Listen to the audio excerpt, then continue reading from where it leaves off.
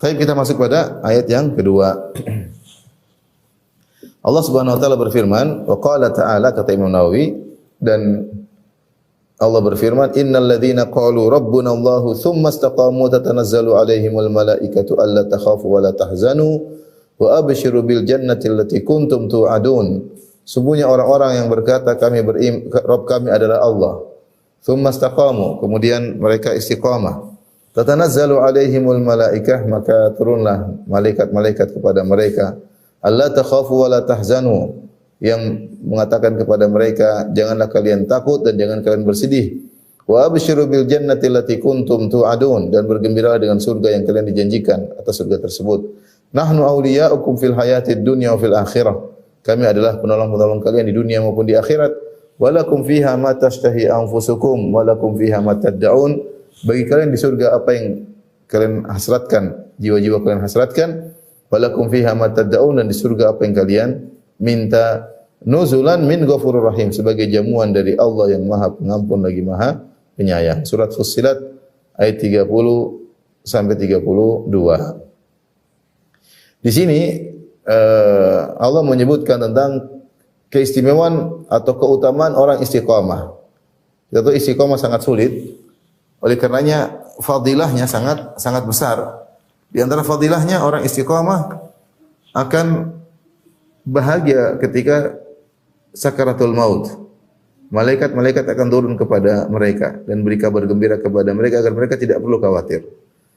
Karena banyak ahli tafsir menafsirkan hal ini, tatanazzalu alaihimul malaika, orang-orang turun kepada mereka, innal ladzina qalu rabbuna Allah tsumma istaqamu, sungguhnya orang yang mengatakan Rabb kami adalah Allah, kemudian mereka istiqamah di atas iman tersebut, akan turun malaikat kepada mereka. Itu ada yang mengatakan itu ketika ihtidar, ketika akan meninggal dunia. Karena di antara kondisi yang sangat berat yang dihadapi oleh seorang adalah ketika akan meninggal. Seorang yang sakit, gelisah, takut, khawatir. Bagaimana kita waktu corona, orang khawatir, ketakutan. Apalagi sudah khawatir, berpikiran macam-macam. Apalagi ketika ihtidar, ketika nyawa akan dicabut. Ya. Maka itu hal yang sangat berat. Sangat berat. Sampai disebut dengan sakaratul maut. Sakarat itu membuat tertutup sebagian akal kita karena saking sakit yang kita rasakan, saking berat yang kita rasakan. Di saat-saat genting seperti itu, maka turun malaikat. Tatanazzalu alaihimul malaikah. Para malaikat turun. Untuk apa? Untuk menenangkan. Kata para malaikat, Allah takhafu wa la tahzanu. Janganlah kalian takut dan jangan kalian bersedih. Jangan takut dan bersedih tentang masa depan kalian. Ya, kenapa? Karena kalian akan masuk surga. Dan juga jangan terlalu bersedih dengan apa yang telah kalian lewatkan. Jadi dibuat tenang. Seorang yang saleh mungkin meninggal, dia meninggalkan istri, meninggalkan anak, meninggalkan. Artinya seakan-akan mereka jangan khawatir dengan apa yang kalian tinggalkan. Allah akan mengurusi apa yang kau tinggalkan. Dan jangan kau takut dengan apa yang akan di depanmu, karena hazan terkait dengan masa lalu.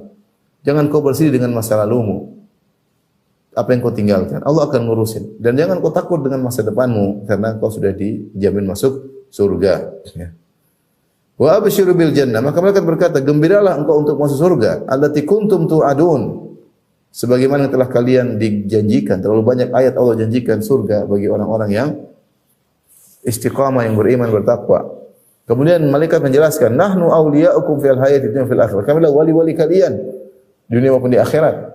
Kamilah yang membantu kalian, mendorong kalian untuk bertakwa kepada Allah Subhanahu wa taala. Ya, seperti itu di dunia, penolong kalian di dunia, membantu kalian, ya. Walakum fiha dijadikan dari Allah Subhanahu wa taala, bahwasanya ini menunjukkan para malaikat wali-wali, orang-orang beriman, artinya ketika di dunia mereka dibantu oleh para malaikat, dijaga untuk tetap bertakwa. Kalau ada gangguan secara dihindarkan, ya, malaikat membantu meskipun tidak dilihat oleh seorang yang soleh tersebut. Dijauhkan dari keburukan-keburukan, dijaga keimanannya.